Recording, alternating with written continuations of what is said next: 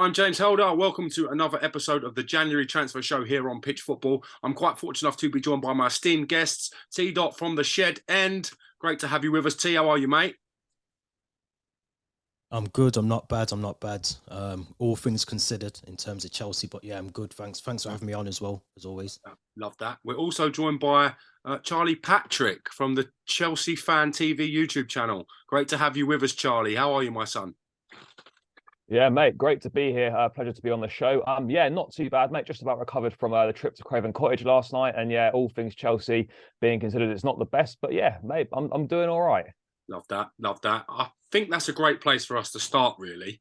I watched the Fulham game last night. What was your initial assessment of Chelsea's performance against Fulham? And I'm going to go straight to T. Dot on this one. What did you make of Chelsea last night, T? I think it's more of the same. I think we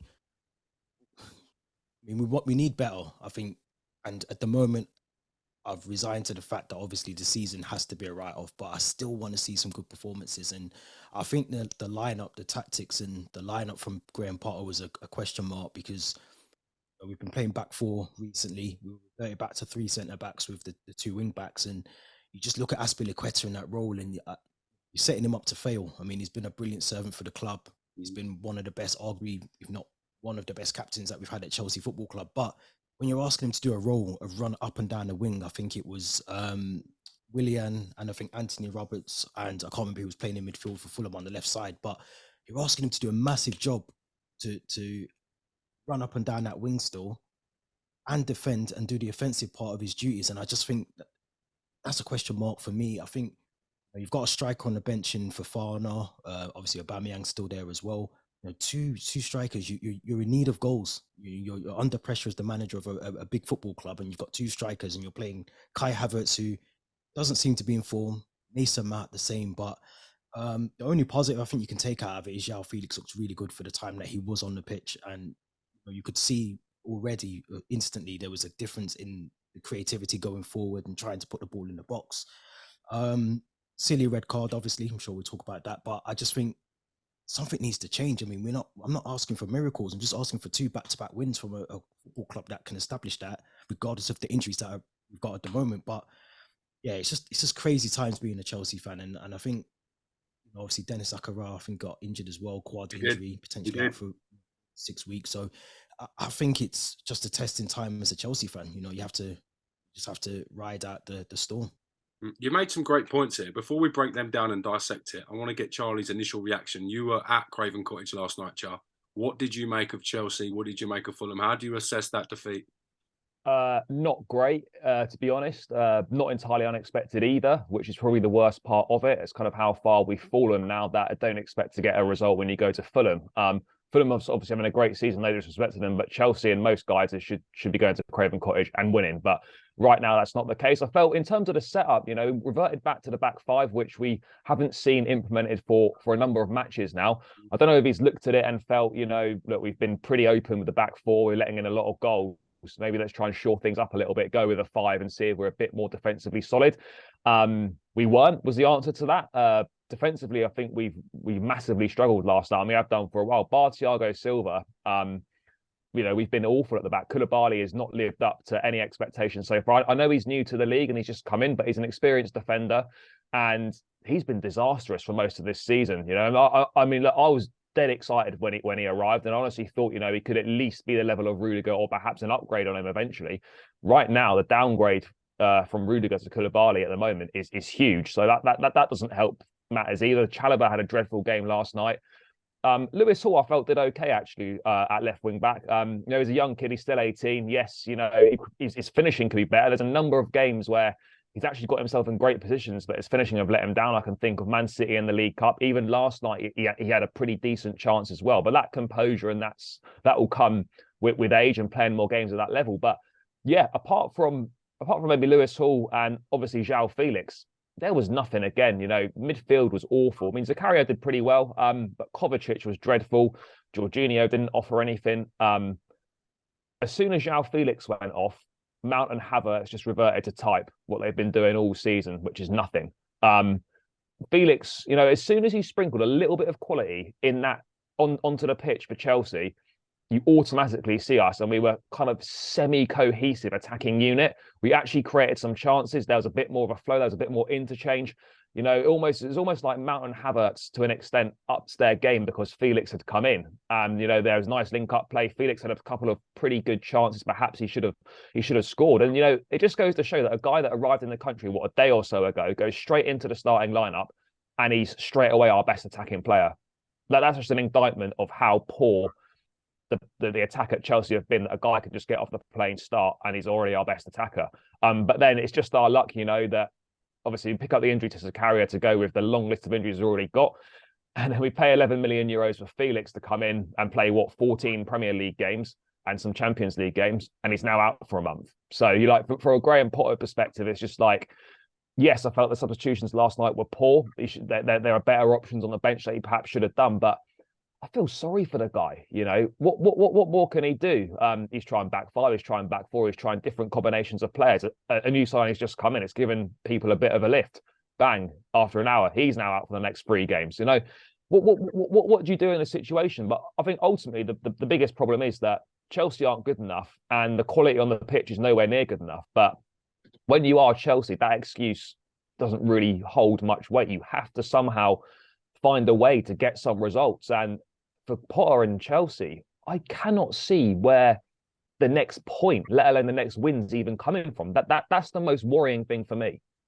The point you made about Joao Felix starting, I have to admit, even I was a bit surprised to see him in the starting lineup. I think that goes to show the lack of faith that Graham Potter's got in scoring goals at the minute at Chelsea. The point you make about feeling sorry for Graham Potter, I think we all agree.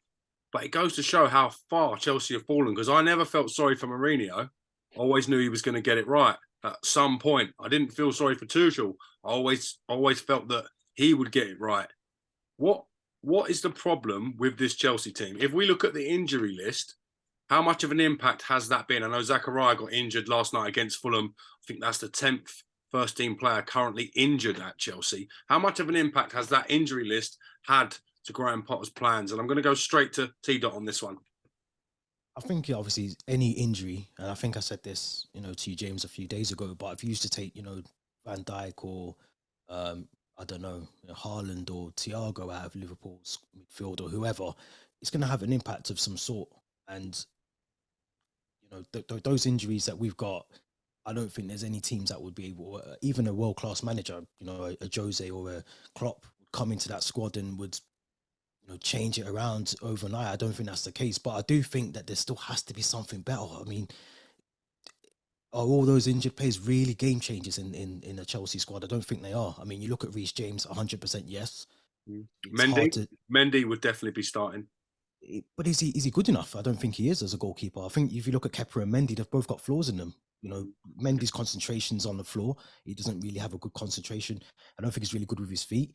Kepa, I mean, he's got T-Rex arms from what a lot of the Chelsea fan base have called him. You know, he hasn't got the best in terms of saving goals. He's good at penalty shootouts. We'll give him that. But neither are top quality goalkeepers. They've had spells where they've done really well. Fofana, I think it's hard to judge him. I was just literally looking at the injury list before you mentioned that. So Ben Chilwell, I mean, he's a good left back. He's good. He's much better than Cucurella. And he's obviously, Charlie's mentioned Lewis Hall. I agree with him. You know, he's a really good player, but he's got to work on just that final third of his game. So Chilwell, you could say yes. Zakaria, who I think's done really well. Kante, I think he's 31. We're offering him a new contract, and he can't even finish the season without being injured. So that tells you that you can't rely on him for, you know, the next 2 seasons or so. Loftus-Cheek was on the way out beforehand. He's a squad player at best. Pulisic, made of glass. Sterling has come in and out of the team, and he's had spells where he's done all right, but I think, again, it's hard to judge him based on the time that he's been at the club. Joao Felix, obviously, suspended, and then Broja, I think, again, he hasn't really had a chance. So I understand the injuries, but I think it's more the quality. I don't think the injuries even matter at the moment. I think it's just the quality of football and the quality of players that we have. And this isn't just a Graham Potter or a Thomas Tuchel issue. This has been a historical issue at Chelsea where we've been buying players for other managers, sacking and bringing new managers in. Yes. They want their own players. So this is just a thing of, this is now finally caught up with Chelsea. This isn't just recently overnight. And it's unfortunate for Graham Potter. I know you both said that you feel sorry for him, but it's unfortunate for him because he's probably come in at the worst time as a Chelsea manager. Very similar to when it was Frank Lampard who came in the transfer ban. Even he got something out of this team. Some of these players are still here than when Frank Lampard was here. So he still got top four with a team that didn't have a transfer window, didn't do anything. Sarri won the Europa League. So I do think, you know, the luck that Graham Potter had is unheard of. And I think back to when Tuchel had I think it was Wolves during the COVID season, and we had 4 outfield players on our bench and 2 goalkeepers. You know, so we've been through some tough times as Chelsea fans over the last couple of seasons. But you know, you look at Eddie Howe. They've spent 200 million in bringing in Dan Burn. They've brought in, you know, Kieran Trippier. Obviously, they've got the creative midfielder in Bruno Guimaraes. They've got him in the midfield. But you know, you look at Joel Linton. You look at Almiron, how he looks now. The problem you've got is none of those players would have been on Chelsea's radar. They wouldn't, but this is what I mean. They're not Chelsea players, are they? That's how their recruitment's been better than ours, and the way that they're playing for Eddie Howe, even the other night with Southampton, they went and beat the same Man City team that we got picked apart by, and they're playing for their manager, just like our manager is under a lot of pressure, and they dug a result out for him. And this is the difference where I'm not pinning it all on Graham Potter. I think he does still need a window or 2 summer windows, but we need to see something now with this crop of players. We have to see something. It doesn't matter whether it's just a scrappy 1-0 win, a nice clean sheet. We need to see something from these players, because if they down tools anymore, and it looks like they have, and it looks like they've lost the confidence of, you know, they don't believe in Graham Potter. I think I said to you before, he's on a 5-year deal. So I don't think the injuries are the problem. I think the fact is that he needs time to obviously embed his process and his plans. But whether he gets that and whether people are going to buy into it if they're watching his football now, and it's as dire as it is, I don't know. I don't know if he's even going to get the time to bring his own players in. In the Roman Abramovich era, he would have been gone already. He would have been gone, regardless of 5-year deals, regardless of anything. I know under Todd Boehly, we're under a new regime. Todd Boehly's now stepped down as being head of the footballing side, the recruitment side. Immediately after announcing Joao Felix, he stepped down. So I'm wondering, is Joao Felix a Graham Potter player? He doesn't tick the boxes for me as someone that Graham Potter would have signed. When you look at his past players and the way he plays and the players that he's brought in, do you think there's been some kind of conversation regarding why deals aren't being done, regarding players and the tactical and transfer nous that someone like Todd Boehly probably is lacking due to not having experience in this role? I'm going to go straight to Charlie Patrick on this one. Yeah, I mean, look, I think obviously new owners coming in, we're obviously beforehand with the sanctions stuff, we were massively behind on our rivals in the summer window. And I think when you're coming in, not only as new owners, but when you're new to football as a sport as a whole, there's so much to learn and there's so many things to take into consideration that, you know, you are gonna make some mistakes along the way. You know, he was jetting off all over the place, meeting agents, meeting execs of clubs, you know, trying to form relationships. So obviously it makes business a little bit easier further down the line. I look back to the business in the summer and I felt, you know, yes, we had to spend money and I was excited for those players that came in, but ultimately, like, the recruitment in the summer has proved to be really poor. We didn't improve the first team at all. We didn't even improve the squad. All we did was replace what we lost. We lost Christensen and we lost Rudiger. We replaced them with Fofana and Koulibaly. We bought Cucurella in for left wing back depth, which we needed. Fine. We replaced Lukaku and Werner with Sterling and Aubameyang. And then we bought in Zakaria on deadline day. So actually, when you look at it, Fofana hasn't been any better than Christensen because he's simply not been fit and available to pay. Koulibaly's been nowhere near the level that Rudiger reached. Sterling, and I stand by this point, I've said it many times, has been no better than Timo Werner was during his time here so far. And Aubameyang is arguably worse than Lukaku. So when you look at that situation, is there any surprise that this team has actually regressed?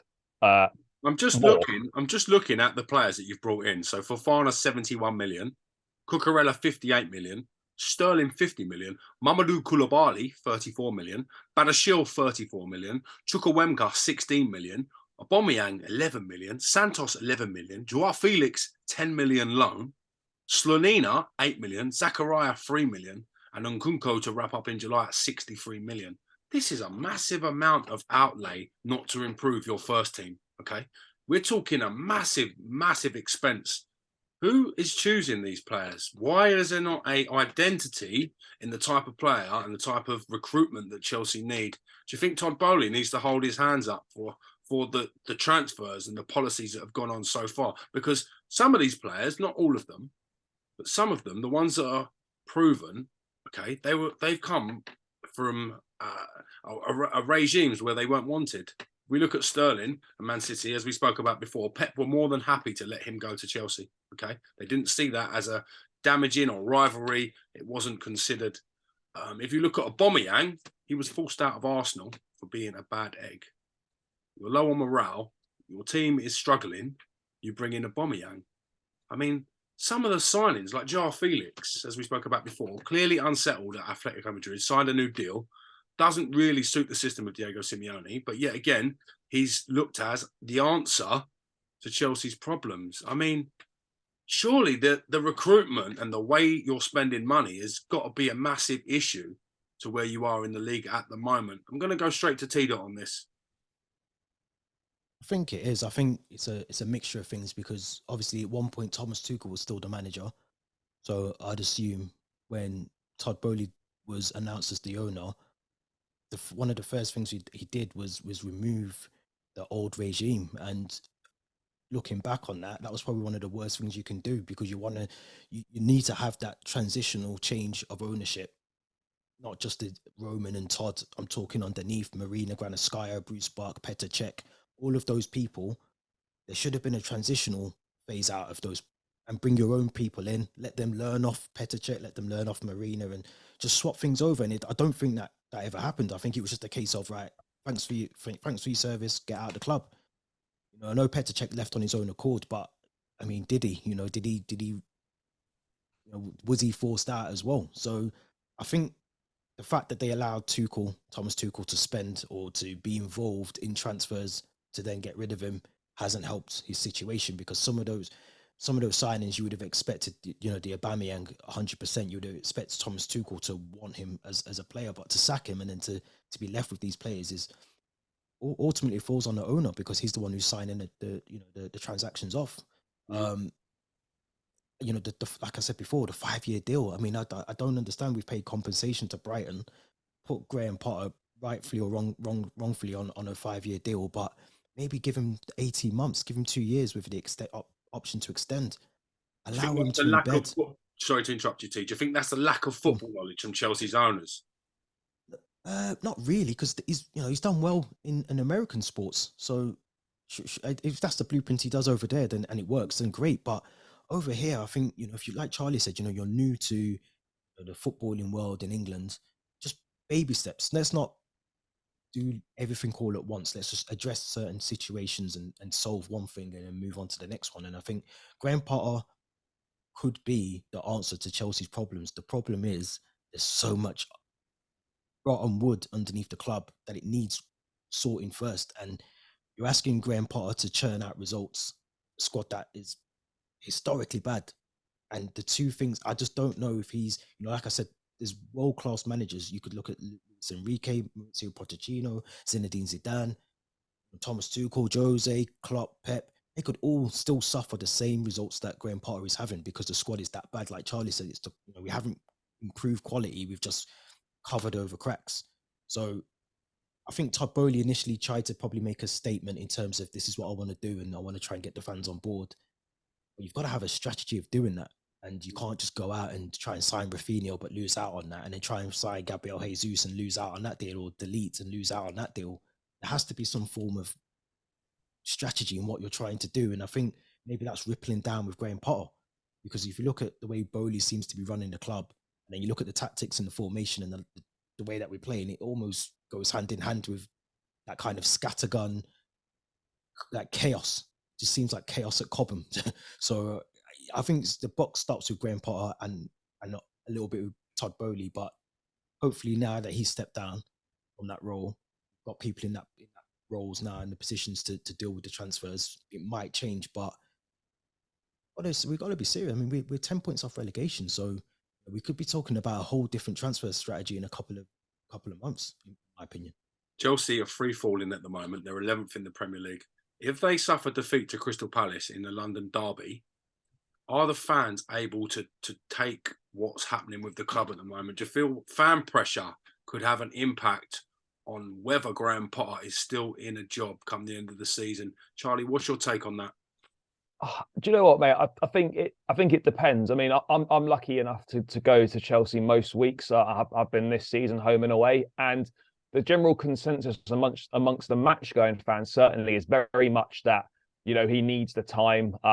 Majority of match going fans are on side of him. They understand like that whilst results aren't good enough and it's not acceptable for Chelsea to be in this position and constantly losing all the time, there kind of are mitigating factors for it. But there's also an understanding that results have got to improve because football, I know it's cliche, is a results-based business. You know, even in Craven Cottage in the away end last night, it did get a bit toxic in the second half. You know, you're not fit to wear the shirt chance, Tuchel chance, Abramovich chance. You know, like I can understand fan frustration, and ultimately, like, you know, when you make enough noise about something, it's hard to ignore it. So but ultimately, like whether that would make any difference or not is a separate conversation. But I think, you know, you're perfectly entitled. I'll defend Graham Potter to the hill because I feel that, you know, he deserves the chance to show whether he is or isn't the right man. He's been parachuted into an absolute mess that was none of his own making. He's picked up a squad that was been in free fall.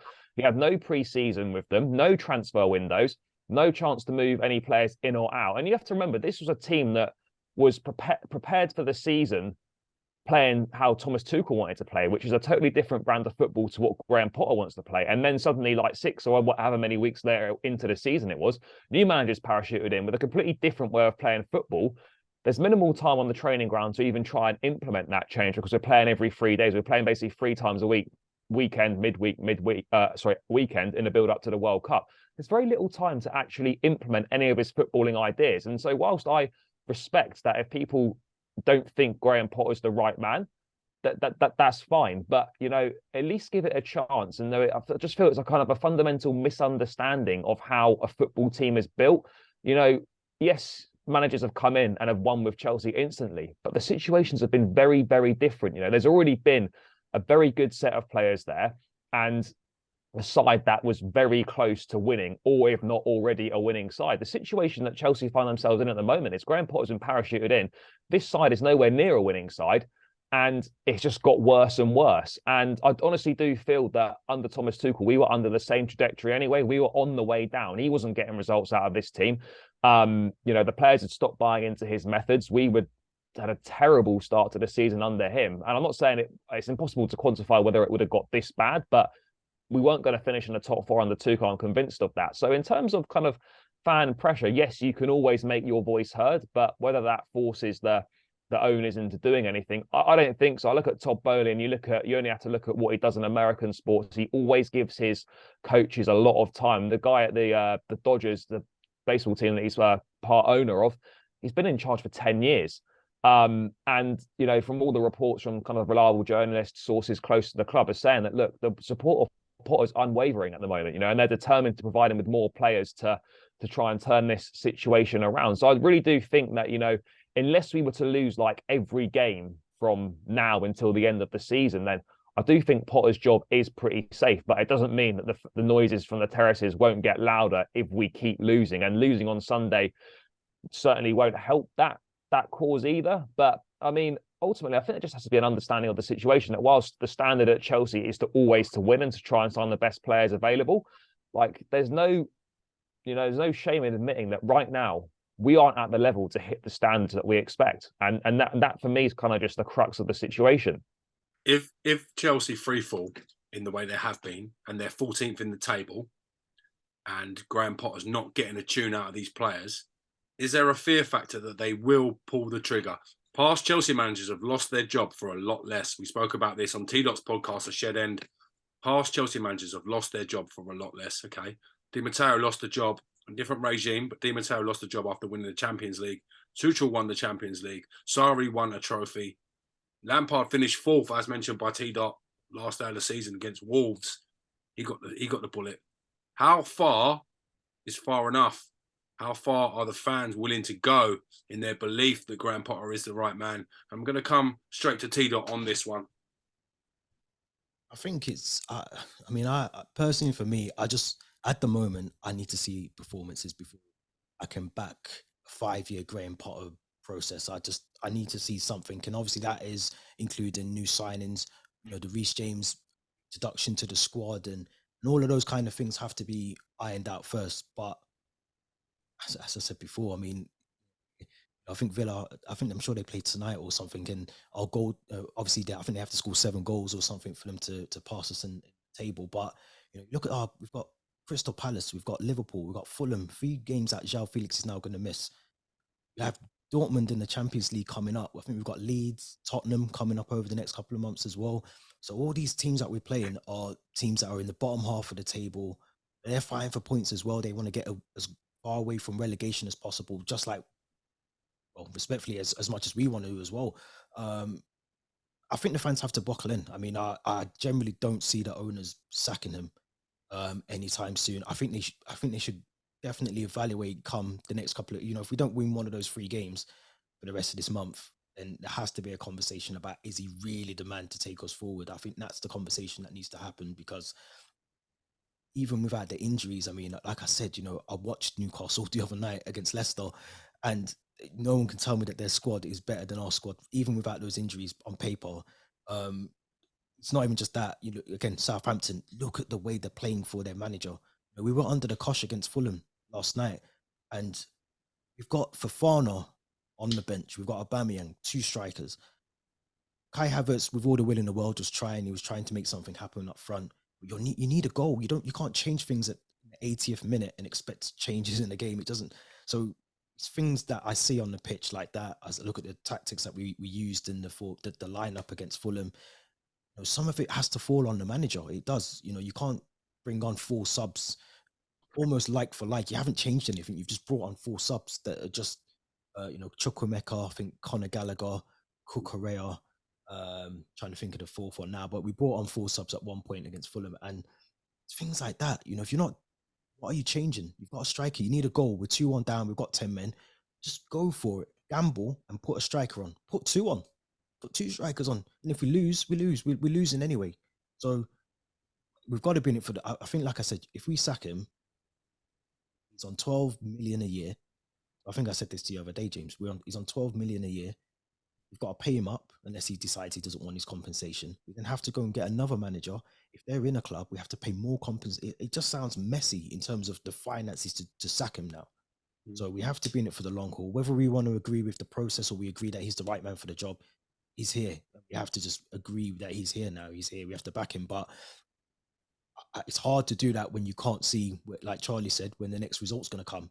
And like I said, some of these teams we're playing, even down to, I think we have Everton to play in a couple of weeks. They're teams that are going to be scrapping for points to get away from 18th place, 17th, 18th place. So the pressure's on Potter, and like it or not, I mean, it is sackable in terms of the performances we've seen. If it was any other club, and he hadn't had, this is a sackable form. This is sackable. You look at the Wolves manager that went to Spurs. I can't remember his name.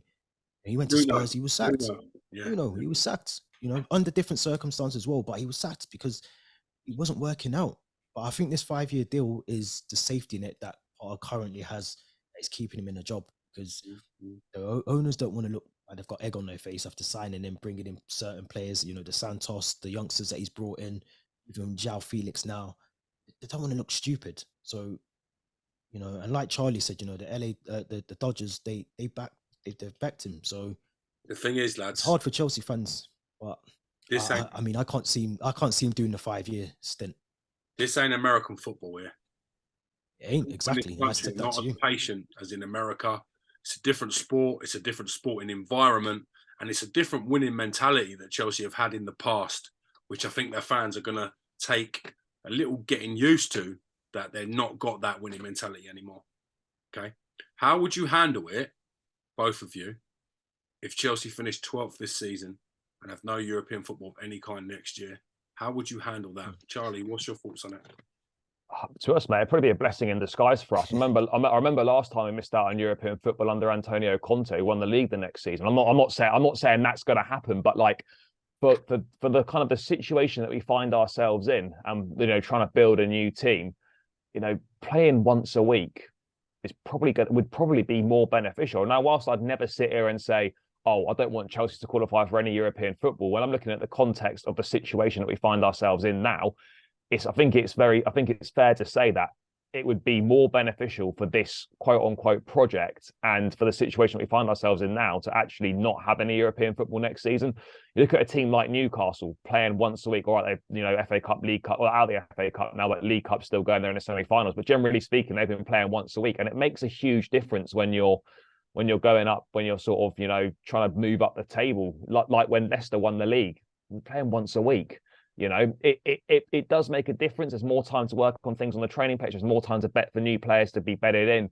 So, look, whilst it would be not acceptable for Chelsea standards, I think there's a wide acceptance amongst the vast majority of the fan base. No one expects to be playing any European football next season anyway.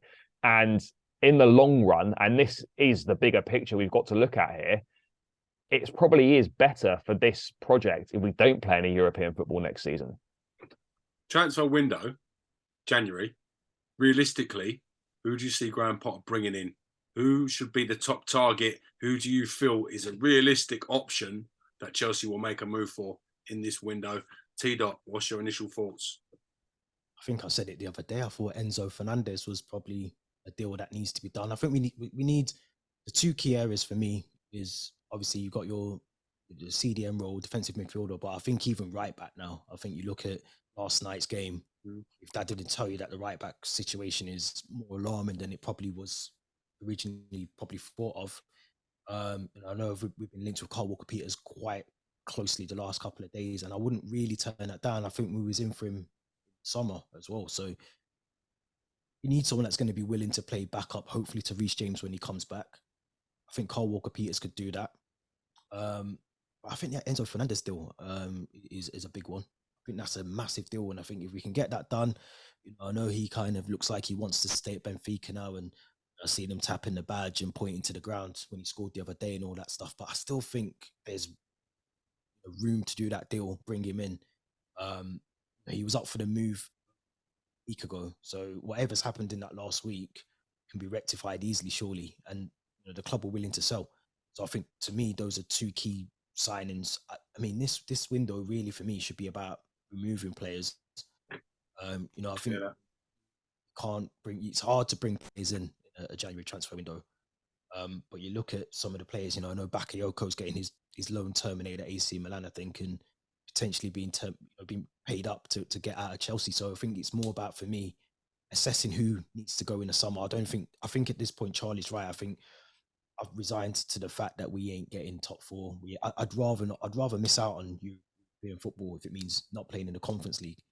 And I think that would give Potter the time, like Charlie said, the one game a week mentality for the players, the time to embed what he wants to do and gel the squad. But look, time is everything, and sometimes you get it, sometimes you don't. So I think for me, the two signings would be Kyle Walker-Peters, Fernandez, and look at removing some players. Look at who's going in the summer. Do you echo the thoughts of T. Charlie? What's the murmurs on the terraces about who should come in, who would be the ideal fit, even though it is January, even though it is harder to get those players in? What's going through your mind? I mean, obviously, the Enzo Fernandez deal would have been great, but that's done. That's not going to happen. Unless Chelsea pay the 120 million euros release clause up front in full, he's not going anywhere. I think the negotiations, we lowballed and went in with 85 million. They felt disrespected. I think those negotiations are kind of dead and buried. Obviously, never say never in football. We could try and go back to the negotiation table, but that as far as I'm concerned and what I've been reading, that's dead and buried, that deal, unfortunately. In terms of names, I think one that's now kind of reappeared again is Moise Caicedo at Brighton.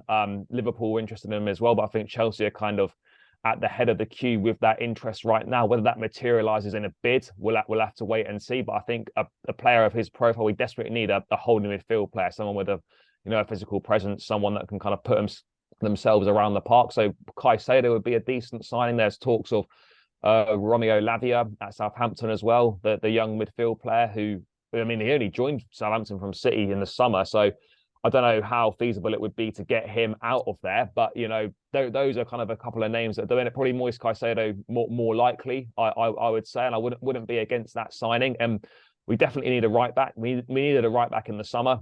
We didn't do it because we offered Aspie a new deal, which was a dreadful decision. We need a right back. There's not that many options out there. As T. Dot said, you know, Kyle Walker-Peters is a name that has cropped up. Again, it cropped up in the summer. I don't know how serious the interest was, but he's certainly on the list, as it were. But other than that, man, there's not too many other right back names out there. I mean, Pedro Porro of Sporting Lisbon was one that was mentioned. I think he looks more likely to head to Tottenham right now, unless we can convince him otherwise. A 45 million euro release clause that would obviously have to be activated in full. And maybe a forward if we can find someone. I mean, there's been talks of Marcus Thuram from Gladbach. That would represent a cheap option with his contract up in the summer. Be able to get him for about 10 million euros. There's also been links with PSV Eindhoven winger Noni Mukalele. Apparently, PSV might be prepared to sell if Chelsea offer 40 million euros for him. So we'll have to wait and see on that one. But yeah, primarily, we need a central midfield player and we need a right back. Whether we get either of those things is a different question. And there's part of my mind that almost feels that this season's a write-off anyway. I'll be better off waiting till the summer and actually signing players that we want rather than trying to get players that perhaps aren't really part of the long-term plans, but we're desperate to get some names through the door. I'd almost rather, if that is the case, let's wait till the summer.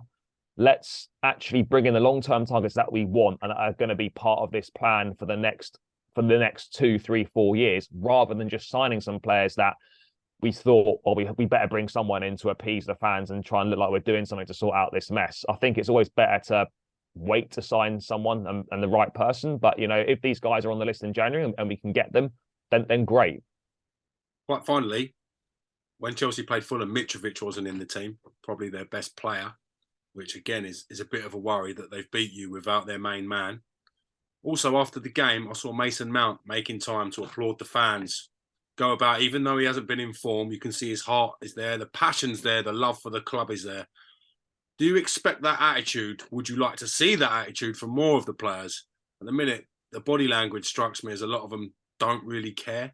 They don't care that the club's in freefall. They haven't got that winning mentality that it used to take to play for Chelsea, to be a Chelsea DNA player. What are your thoughts on that, T-Dot? Yeah, I mean, first of all, obviously, credit to Mason Mount for doing that because he didn't have to.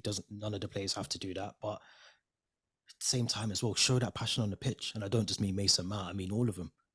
Show that passion. Don't let the fans say you're not fit to wear the shirt. Show them that you are. Don't come off the pitch at the end and apologize to the fans who've travelled sometimes, like I said to you the other day, James, the Manchester game. Some fans are travelling 4 hours a night. They got work the next day.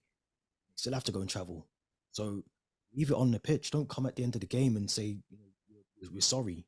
I credit any player that comes over because they don't have to, and they do get abused a lot. And I saw some videos going around yesterday, like Charlie said, some of the things that were being chanted, it's just stupid fans. But leave it out on the pitch.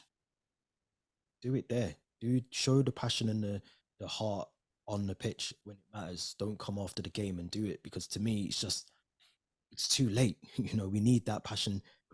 I saw Aubameyang go straight to Leno after the game, and I think to myself, saw that. Show a bit of show something to the fans, because the fans that have travelled to come out and see, even though you didn't play, you're representing the club. So don't go and talk to your mate about how things are at Arsenal or whatever. Come and talk to the fans, or just get off the pitch. Don't do that. It's disrespectful. So yeah, I mean, the fans are for me, like Charlie said, some of them well in their right to chant certain things, to be disgruntled, but yeah, leave it on the pitch. Leave it all on the pitch for me. I don't want to. You shouldn't have to come over and apologize for your performance. You should be getting cheered off for your performance.